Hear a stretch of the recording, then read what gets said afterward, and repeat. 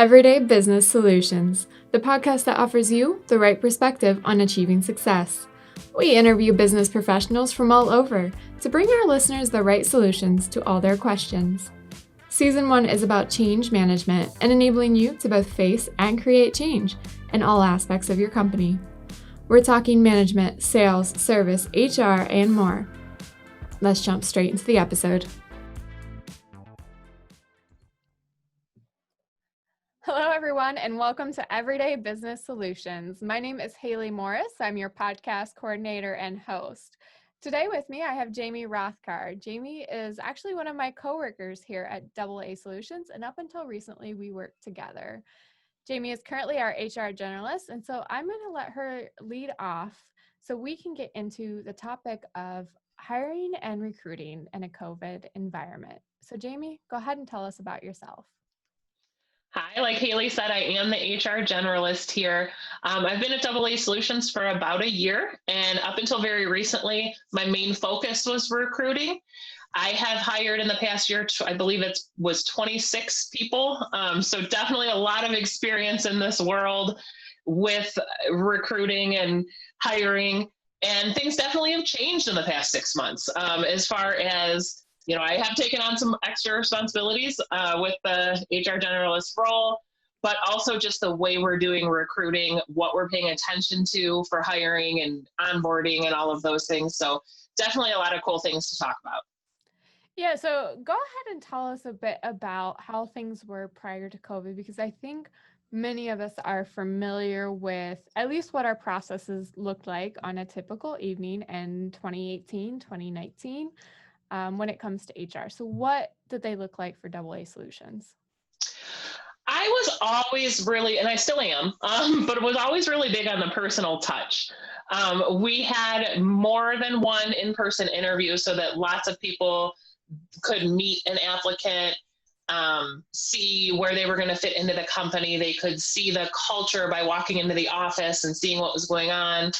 So the whole process was, we phone screen, we had in-person interviews, then the job offer, onboarding. We also really, I think, did a great job with onboarding.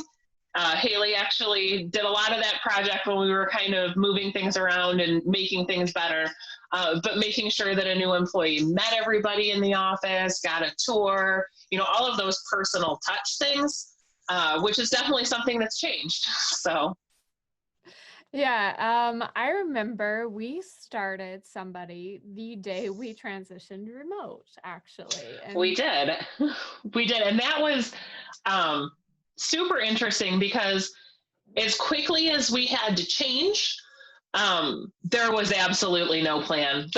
The day that we didn't know we were going remote. So to have that plan in place, it really was kind of what's going to work best for this person. This one person that's starting today, what can we do to make them feel like everything's going to be okay? Because everything was a little bit uncertain in the world at the time. Starting a brand new job the day of everything shutting down. So with that particular thing, we did have the employee come in and pick up their equipment and then go home. And I stopped over her house later that day to pick up her paperwork and fill it out with her, because at that point, we all kind of knew something was going on, but we didn't have the worries about the masks and the worries about 6 feet and social distancing and all of that. We just kind of knew something was coming. So that particular situation, we really individualized for that employee and how to move forward for that day. And then from there, okay, how can we make it a little bit smoother for the next employee, and kind of have that plan in place ahead of time. Do you know how many employees we've actually started in a remote setting? Including that first day, I believe it's been 5 full-time employees and 2 interns, I believe. So, I mean, that's great growth for a company during everything that's going on, and also has definitely given us a chance to get the policies and procedures in place. Yeah, I remember, because I actually, for those who are listening, mean, I transitioned into my role partway through quarantine towards like the summer months. So I was still helping you with the onboarding, and we were just kind of rolling with the punches, and I was Mm-hmm. working on different projects. So onboarding was an occasional thing that I helped with at that point. Um, but obviously, it's not just the onboarding that's changed. Coming back to that kind of core of what so many people are perhaps facing now as we shift back into more people going into jobs again, is the recruitment and hiring climate is so much different simply because it's rarely in person these days. So how has it shifted for you? We have done everything that we can to keep our process the same, but just not in person. So a lot of the process, you know, we get job applications, we do the phone screening, but then when it comes to that in-person interview, what are we going to do? I actually had a first in-person interview scheduled for the day that we left the office. The applicant was able to be flexible. We rescheduled it for the next day, and I had to figure out, how do I do a virtual interview? Zoom is second nature now. You get dressed, you get ready for work, you sit down, you have a Zoom call or a Microsoft Teams call. But at that point, I wasn't doing anything virtually, so I didn't even know that Microsoft Teams could do calls. We use Teams at our office. I know a lot of people use Zoom or other things, but I was convinced that I needed a Zoom account. I went to our IT guy and I said, I need a Zoom account. I have an interview I have to do. And he said, why do you need a Zoom account? You can use Microsoft Teams.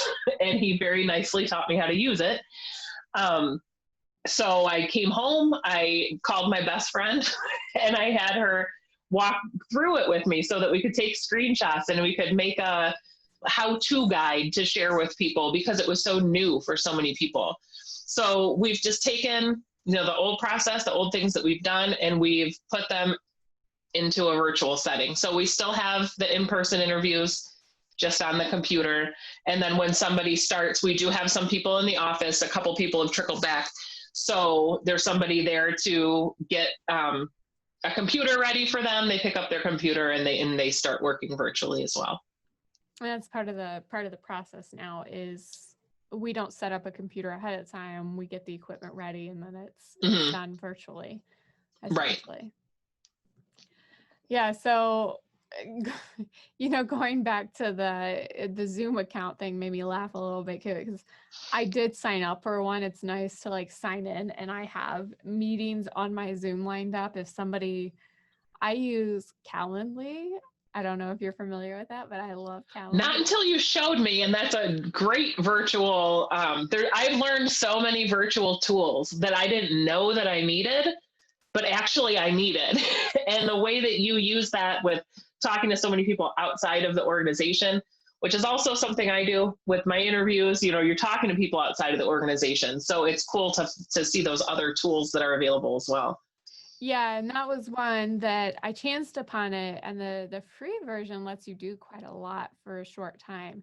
And so I started using it, and then I was like, Sam, who's my boss, I was like, I need this. And he was actually fully willing to invest in it for me. So I use it anytime I'm making initial contact. I have a set of, I do Zoom, phone call, or in person if they're in Toledo, and they pick one. And so if in person, they say, well, we'll set up a location later, and that usually means meeting on a patio at a restaurant that has space. But most of the time it's Zoom or it's phone call. Some people aren't comfortable with the face-to-face. I don't know how much you realize with that, but what's nice, if it's a Zoom call, Calendly integrates Zoom. So it automatically adds it to my calendar. Oh, very cool. And I just sign into Zoom and click it and open it, and I'm good to go. So from my side, it's easy. From their side, they have to go into the calendar and invite to but it's so much easier than it was before. And I'm setting sometimes 3 or 4 appointments a day, which I'm sure for you is even more abundant. But yeah, no, I Zoom account, I got the free account, but I just use it. But it was kind of I'd never used Zoom. I'd never used Teams outside of the office either. So I can only imagine it for you the very next day having to run an interview through it. Yeah, it worked out very well, honestly. And I think so much of that is just remembering that, yes, things have changed. Yes, we're in a different world. We don't know. I have no clue how long I'm going to be at home for. My daughter is having school in the next room. That's not something that any of us are used to doing or have anticipated. But the world still goes on, and you still have to finish what you started and do things the right way. Um, and everybody's going through the same thing. So having that flexibility and being able to adjust, be flexible, be able to, you know, shift focus quickly, but then also keep things going are the real things that have had to be a big focus. All right, so kind of out of focusing, especially in running interviews online, because it sounds like for many people, the application, the phone screening process, it's going to probably be pretty similar, if not the same as before. But on a Zoom call, it's like you're seeing the teachers and other things face, other organizations face. When you're in a Zoom call, do the rules in the office still apply type question? Do your old roles still apply? So for you, what are the big do's and don'ts that you expect of an interviewee when you sign on for the interview? That's a good question. I think every recruiter and every hiring person is probably going to be a little bit different, and you're going to have that in person and virtually. I'm making a really big effort to give everybody grace. Like I was saying, everything's different, but everything's different for everybody. So we kind of have to take that into consideration. Somebody might not have a stable internet connection. I was actually doing a in-class presentation yesterday for the University of Toledo, and my internet just totally was gone. Like I don't know what it looked like on their end, but I'm sure I just dropped off the screen and their presenter was gone. And we have to take those things into consideration and not create a bias out of it. Somebody might not have a super professional background. This is my office that I've cleaned up for today. It doesn't even normally look this good, but it's cluttered because it's my space, and there's no other space in my house that I can go to, honestly. And we have to remember that for other people too. So from a recruiter standpoint, I think that, the do's are to be flexible. If somebody's 5 minutes late to an in-office interview, it might rub us the wrong way, but we might have to think about, hey, maybe there was traffic.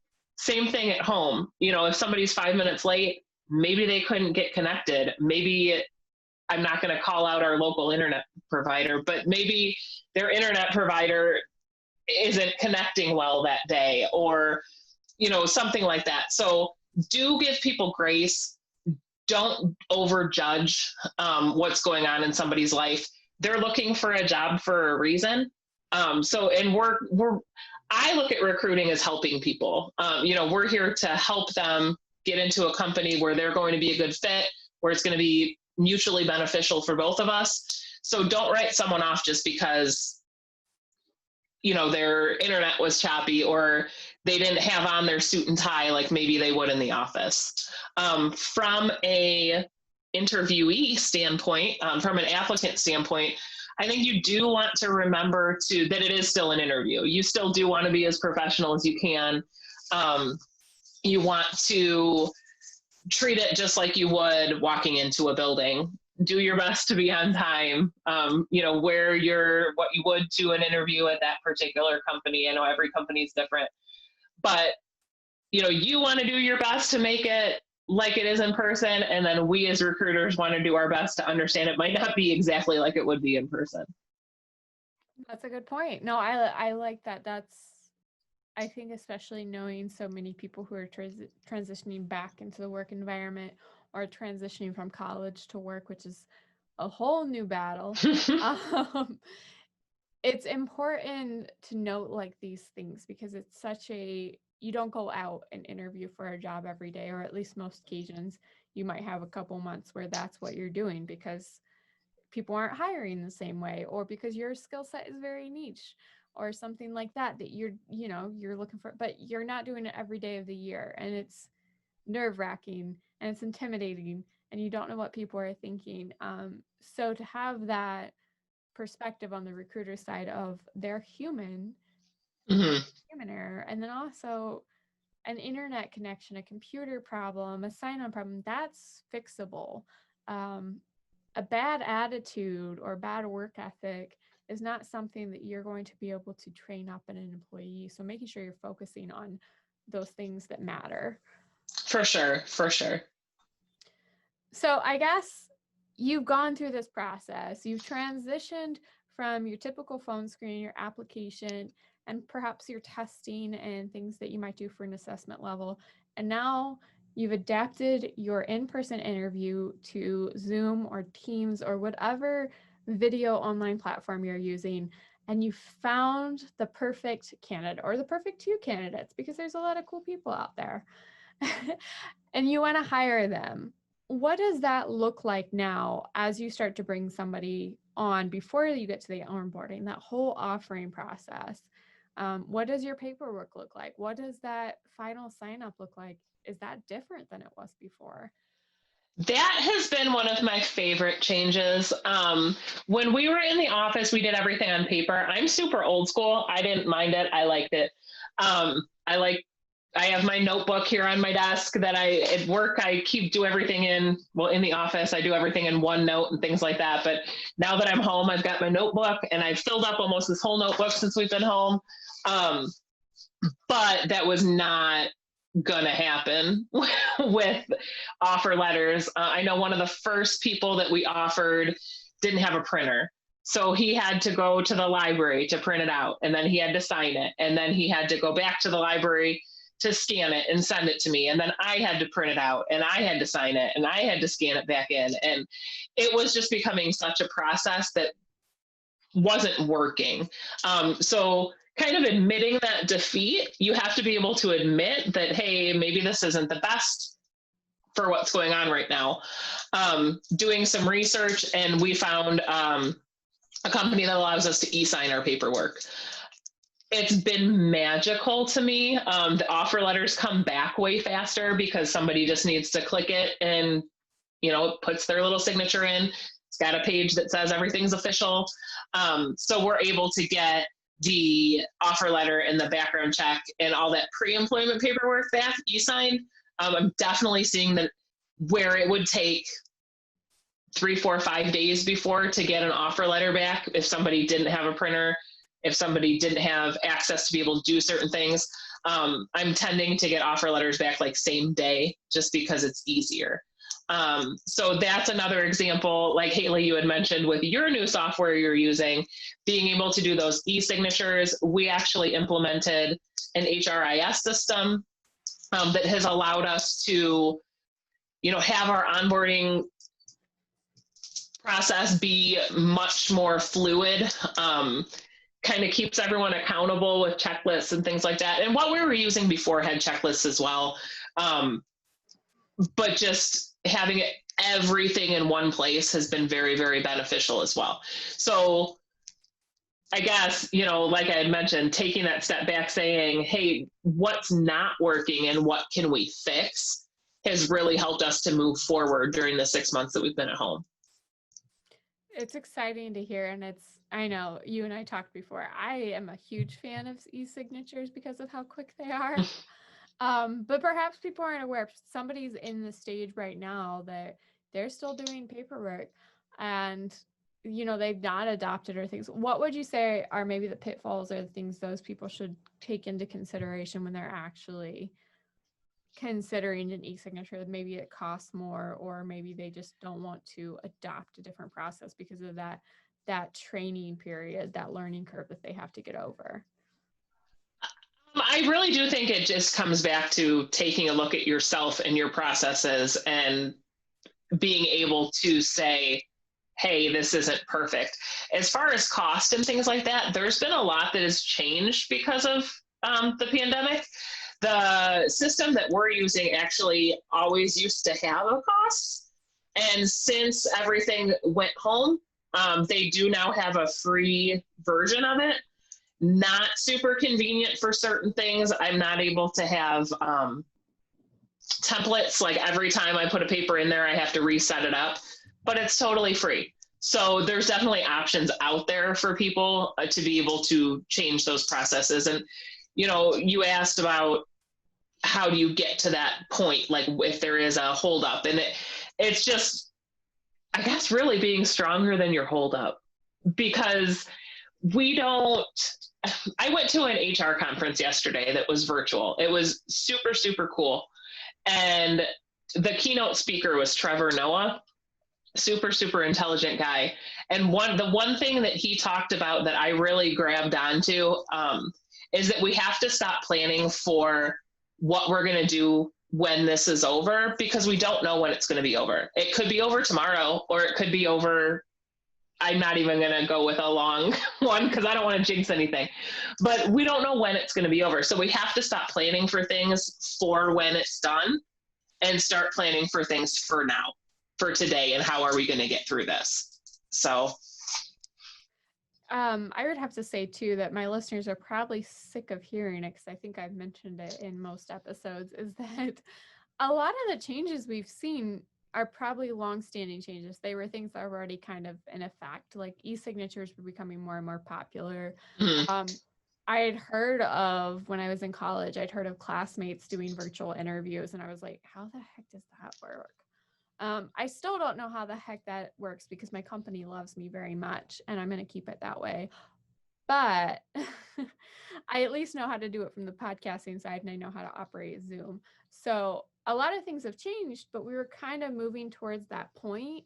And I truly think some of these changes are here to stay.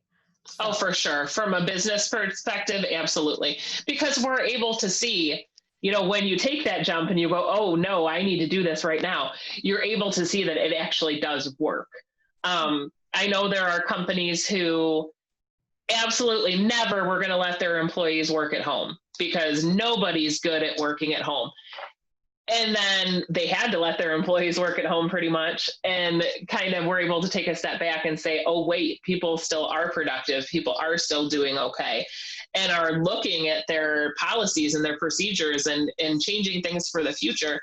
You look at an office setting now, we all could be back in the office in a couple months, but you still don't want people to come to work sick, because that's going to start people being worried, and you don't want people hiding the fact that they're sick because they don't want to miss work. So you have to take a look at all your different policies and procedures. And I do think that a lot of business things are going to change in the long run.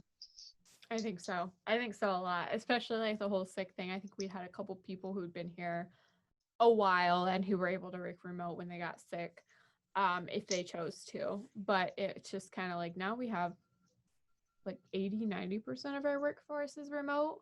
So, and that's only because a couple of us have transitioned back in, just for the separation or for a little more guidance if we have like the interns as an example. So, no, I think that's a great point. We are kind of transitioning. We're transitioning very well. Everybody is facing some kind of shift. And when it comes to the HR and recruiting, it's just remembering we're human at the end of the day. And that's the whole thing. Like, they call it human resources for a reason, I think. And it's just, it's focusing on that people part, and remembering that, everybody in truly the whole entire world is going through something at any time. But right now we're all going through some stuff.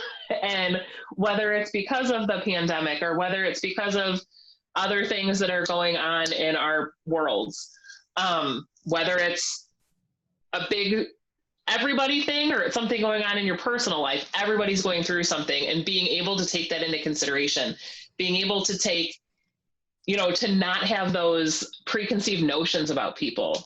Somebody comes up on a virtual interview or on a call like this, and you can see out their window and they didn't cut their lawn, and oh my gosh, they must be horrible. We can't think like that, because we don't know what's going on, and we're invading people's spaces by doing it this way. We're going into somebody's bedroom, which is not a typical job interview. You don't normally have those in bedrooms. So being able to take a step back and remember that people part of it, I think it's always been huge, but I think it's going to continue to be huge going forward. I think this year took us by the shoulders and said, loosen up. Yeah. And we just got to keep it with us a bit. So, all right. I think, Jamie, this is a really great place to end this conversation. We've talked about a lot. It's a lot of food for thought, especially from both sides of the conversation. So, do you have any other advice that you would like to offer before we close out?